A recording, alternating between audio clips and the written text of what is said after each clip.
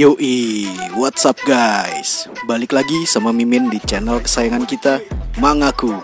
Kumpulan para wibu yang tidak bau bawang. Hai. Kali ini Mimin bakal lanjutin alur cerita dari manhwa yang berjudul Solo Leveling. Buat yang belum nonton part sebelumnya, bisa nonton dulu part sebelumnya ya guys, biar makin asik nontonnya. Yoi, langsung aja kita masuk ke alur ceritanya. Kemudian, benar saja, sebuah gerbang muncul, dibarengi dengan notif sistem, di mana misi pergantian job baru dimulai. Dikatakan bahwa misinya adalah misi bertahan hidup, di mana semakin lama Jinwo bertahan, maka poinnya pun semakin banyak. Dan misi pun dimulai, bersama hadirnya para monster di sana. Jinwo pun berpikir, berada di level manakah para monster ini? Dan apabila monster ini setara dengan Igris, maka Jinwo tidak punya kesempatan hidup. Karena misinya adalah lamanya waktu, maka Jinwo merasa puas dan akan mencoba bertahan selama yang dia bisa agar memperoleh job yang kuat. Namun, mana yang Jinwo miliki hanya tersisa sedikit, di mana Jinwo harus ngirit memakainya agar bisa bertahan lama. Dan Jinwo langsung mengaktifkan skill stealth untuk menganalisa keadaan. Namun, ada monster penyihir yang mampu mendeteksi keberadaan Jinwo. Sontak monster yang lain pun langsung menyadari keberadaan Jinwo dan langsung menyerang Jinwo. Kemudian, Jinwo pun tidak diam saja dan membalas serangan mereka dengan mengaktifkan skill Bloodlust. Karena Jinwo tidak bisa membuang-buang mananya lagi, Jinwo pun berniat untuk segera menghabisi mereka semua secepatnya. Namun, semakin Jinwo membunuh monster di sana, semakin banyak pula yang masuk dari gerbang tersebut. Jinwo pun terus memikirkan cara yang efisien saat ini. Namun, seperti tidak ada harapan lagi selain kabur. Dan berniat kabur menggunakan Hearthstone. Namun, Jinwo tersadar karena dia baru memulai misi ini selama 5 menit. Tapi sudah tidak ada pilihan lain selain kabur. Di saat Jinwo ingin pergi, sialnya, Jinwo terkena serangan lebih dulu hingga membuat Hearthstone yang dia pegang jatuh terlempar. Jinwo pun terkapar. Namun, Jinwo merasa ini adalah sebuah kesempatan yang bagus dan menarik kembali niatnya untuk kabur. Saat ini, Jinwo mulai semangat kembali dan langsung menyerang monster-monster itu. Jinwo disadarkan oleh masa lalu kelamnya yang selalu dianggap remeh oleh orang lain karena dirinya yang lemah dan tak berguna. Saking depresinya Jinwo, sampai dia berbicara dengan dirinya yang masih lemah itu. Jinwo lemah pun berkata bahwa Jinwo kini sudah sangat beruntung karena bisa berkembang sejauh ini. Dan Jinwo lemah pun menyadarkannya bahwa perubahan yang ada pada dirinya sekarang hanya fisiknya saja, tidak dengan kemampuannya, yang dimana saat ini Jinwo sama-sama berada di ambang kematian. Namun, Jinwo lemah mengingatkannya apabila dia tidak dapat mengontrol dirinya sendiri, keberanian akan menjadi kesalahannya. Lalu, Jinwo pun melanjutkan pertarungannya. Namun, Jinwo kini sudah berada di ambang kematian, di mana Jinwo sudah terkapar di hadapan banyak monster itu. Namun, sebuah notif tiba-tiba muncul, di mana misi harian yang Jinwo miliki, sehingga membuat misi tersebut menjadi misi hukuman. Sesaat sebelum Jinwo dieksekusi, tiba-tiba Jinwo berpindah tempat ke gurun pasir yang luas. Jinwo pun merasa senang karena telah dipindahkan ke sini, di mana yang harusnya Jinwo mati di tangan monster jirah tadi, kini berhasil selamat karena sistem memindahkannya ke penalty zone. Lalu, Jinwo pun langsung membeli barang yang ada di store sistemnya. Jinwo pun membeli sebuah potion agar bisa memulihkan HP-nya. Namun, ternyata potion tersebut tidak dapat memulihkan HP Jinwo. Lalu, Jinwo terpikir, apabila dia naik level, maka HP dan mana yang akan kembali pulih. Jinwo pun kembali semangat menghadapi monster di zona hukuman ini. Jinwo pun langsung memulai serangannya pada monster itu. Lalu, panel berpindah pada Jin Ah yang sedang menunggu Jinwo pulang, di mana Jinwo yang harus menghadiri pertemuan dengan gurunya Jin Ah nanti. Kemudian kita kembali di dalam dungeon zona hukuman, yang dimana Jinwo berhasil menumbangkan banyak monster di sana, sampai Jinwo terus-terusan naik level. Jinwo pun merasa telah diselamatkan oleh misi tersebut, di mana Jinwo yang awalnya sedang sekarat, kini telah pulih kembali, bahkan jauh lebih kuat dari sebelumnya. Tak terasa, misi yang harusnya dilewati selama 4 jam, kini hanya tersisa 3 menit lagi. Jinwo pun memanfaatkan momen itu untuk membeli sebuah dagger di dalam store yang ada pada sistemnya. Sebelum kembali, Jinwo pun membalut tangannya dengan perban, dan Jinwo pun memperoleh skill baru yang bernama Dominator Touch, yang dimana skill tersebut dapat digunakan tanpa menyedot mana dan dapat menarik atau menggerakkan sebuah benda. Lalu, Jinwo pun telah siap kembali ke dungeon misi pergantian job. Kemudian, Jinwo berpindah kembali di dungeon pergantian job, di mana sudah banyak monster di sekitarnya, dan para monster itu pun langsung menyerang Jinwo. Namun, dengan mudahnya Jinwo dapat langsung menebas monster-monster itu. Jinwo pun merasa heran dengan dungeon tersebut, di mana meski Jinwo sudah membunuh monster di sana, namun dia tidak mendapatkan XP sama sekali, seperti membunuh sebuah boneka.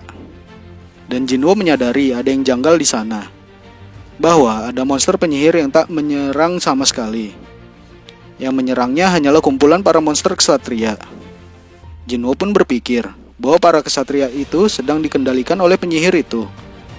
Dan Jinwo menyadari kalau sihir tersebut adalah sihir pemanggilan. Jadi, Jinwo kini berniat untuk fokus menyerang sang penyihir itu. Karena dia tahu seberapa banyak dia membunuh para ksatria itu, hasilnya akan sia-sia.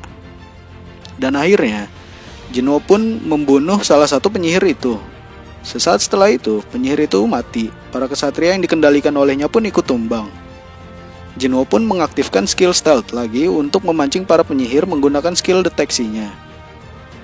Namun, Jinwo dapat melihat keberadaan para penyihir lain karena Jinwo dapat merasakan keberadaan mereka. Jinwo langsung membunuh salah satu penyihirnya lagi, sambil mencari 4 sisanya. Jinwo terus membantai para monster ksatria yang gak ada habisnya itu.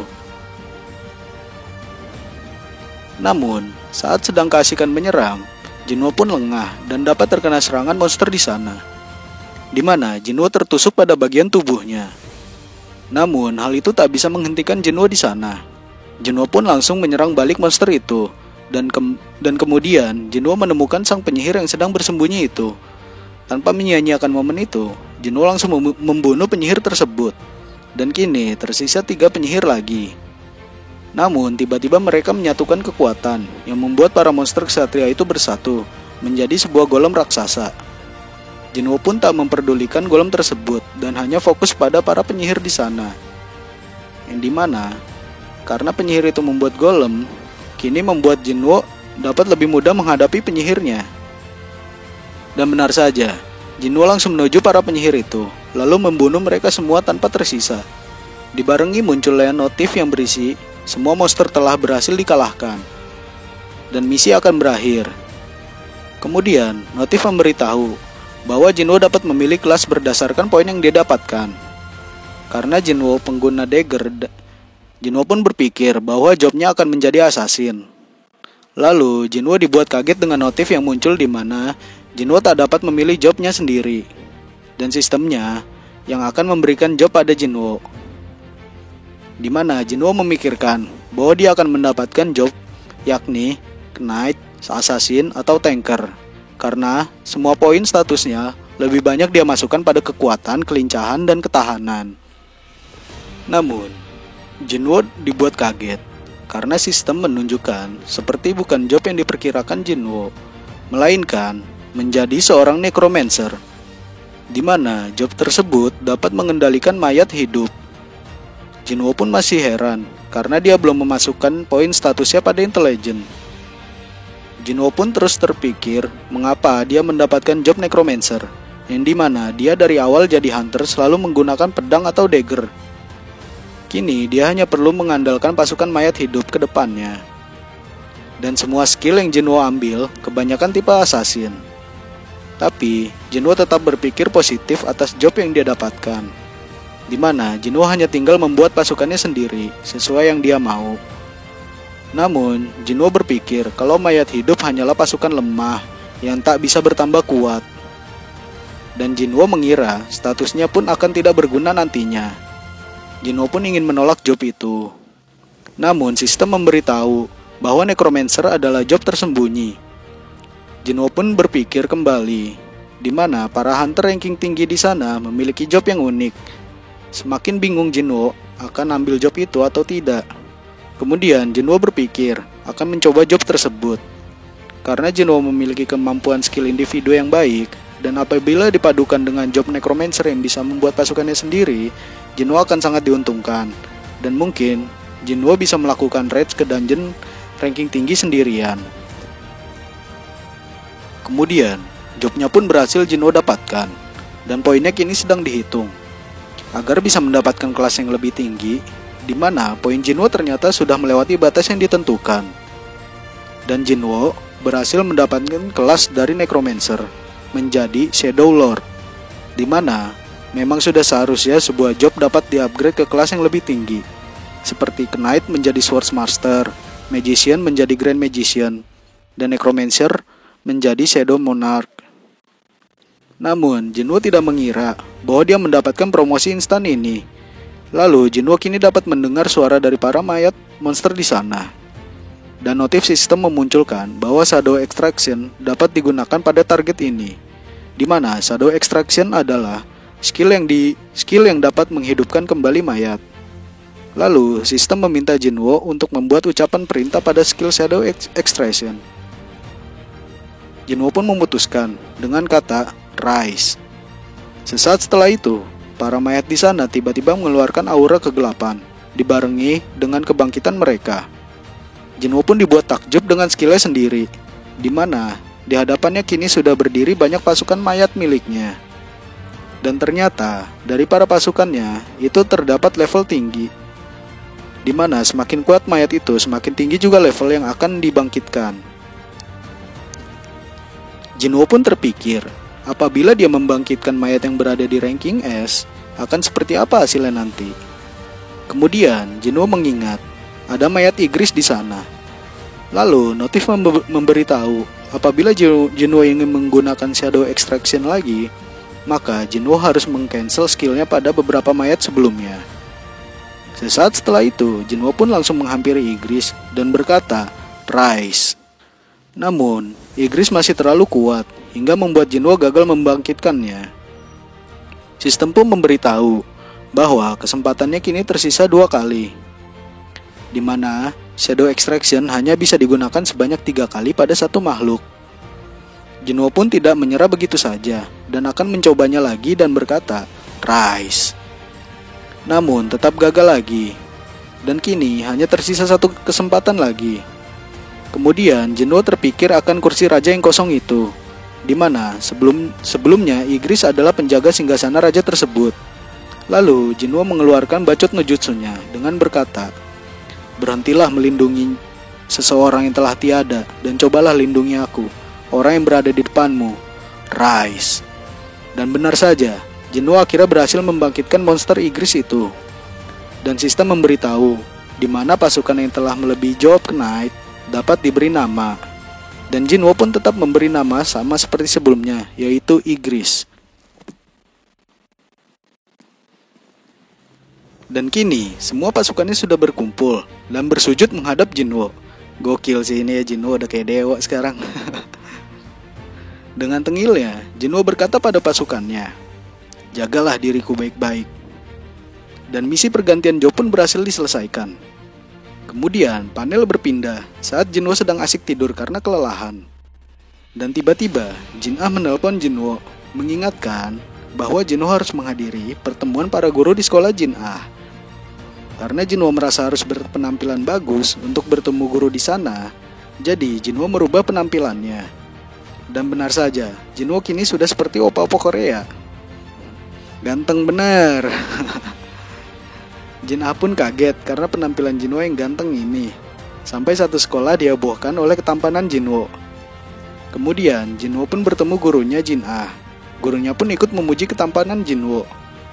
Gurunya pun menjelaskan semua tentang Jin-Ah di sekolah, di mana Jin-Ah adalah anak yang baik dan sedang mengincar kuliah kedokteran. Lalu bu guru membahas tentang hunter, di mana dia sudah tahu bahwa Jinwo adalah seorang hunter. Lalu dia menanyakan bagaimana bila Jin-Ah ingin menjadi seorang hunter. Apakah Jinwo mengizinkannya? Dengan tegas, Jinwo langsung menjawab, tidak. Dan dilanjutkan oleh bu guru bahwa alasannya membahas ini bukanlah soal Jin-Ah, melainkan ada murid yang tidak pernah menghadiri kelasnya karena sudah telah mendapatkan pembangkitan dan kini menjadi seorang hunter. Bu guru ingin muridnya tetap melanjutkan sekolahnya, walau dia tetap menjadi hunter. Dan Jinwo menanyakan ranking murid tersebut, yang dimana murid tersebut memiliki ranking yang rendah, yaitu rank E. Kemudian, Bu guru ingin meminta tolong pada Jinwo untuk berbicara mengenai sekolahnya dan membujuknya untuk lulus sekolah terlebih dahulu. Karena murid tersebut adalah teman Jin A, Jinwo pun mengiyakan permintaan Bu guru dan segera menemui murid tersebut. Yang dimana Jinwo telah memikirkan bahwa murid tersebut adalah seseorang yang dia kenal. Dan benar saja, murid itu adalah member tim Jinwo yang masih sekolah. Kita sebut murid ini Song Yi aja ya guys, biar gampang. Lalu Song Yi pun kaget karena orang yang diminta menemuinya adalah Jinwo. Jinwo pun menanyakan pada Song Yi apakah dia mengenal Jin A. Song Yi pun menjawab bahwa dia mengenal Jin A. Song Yi pun mengetahui bahwa Jinwo adalah kakak dari Jin A. Sebelum Jinwo berbicara mengenai sekolahnya, Song Yi berkata duluan bahwa dia sudah tidak tertarik dengan sekolah dan tidak ingin melanjutkan sekolahnya, dan lebih memilih tetap menjadi seorang hunter. Jinwo pun menjelaskan bahwa menjadi seorang hunter tidaklah enak, apalagi kalau memiliki ranking yang rendah, hanya kematian yang ada di depannya.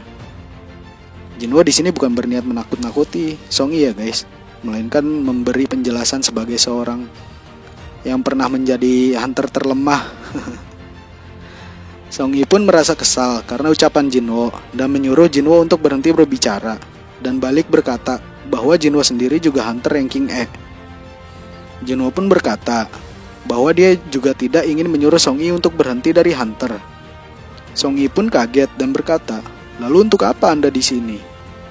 Jinwo pun berkata, "Untuk membuatmu menjadi hunter yang hebat." Kayaknya bakal ada wajib militer nih. Lalu panel berpindah pada sosok pria besar yang baru sampai di Korea. Kemudian ada Jinchul yang menyambut pria itu. Sepertinya pria besar itu Hwang Dong-su ya guys. Hwang Dong-su pun merasa dicurigai oleh Jinchul karena sampai disambut olehnya ketika sampai di Korea. Yang dimana Jinchul adalah wakil ketua dari divisi pengawas hunter Korea. Jinchul pun bertanya pada Hwang Dong-su, berapa lama dia akan tinggal di Korea? Hwang Dong-su pun menjawab dengan aura intimidasinya, bahwa dia tidak akan lama, dan dia bilang akan menyelesaikan beberapa masalah di sana. Jadi Jinchul diminta untuk jangan khawatirkan itu. Jinchul pun langsung tahu maksud dari Hwang Dong-su ke Korea, dan berkata, mengenai urusannya itu, apakah mengenai Sung Jinwo? Hwang Dong-su pun sudah mengetahui maksud dari divisi pengawasan menyambutnya dan berkata, apakah kamu akan berusaha menghentikanku? Namun Jinchul pun tidak gentar dengan ancaman Hwang Dong-su karena dia hanya melakukan pekerjaannya. Hwang Dong-su malah mencoba merekrut Jinchul untuk bergabung dengannya di Amerika. Jinchul pun tak menghiraukan perkataan Hwang Dong-su karena Jinchul berpikir bahwa Hwang Dong-su adalah seorang sampah.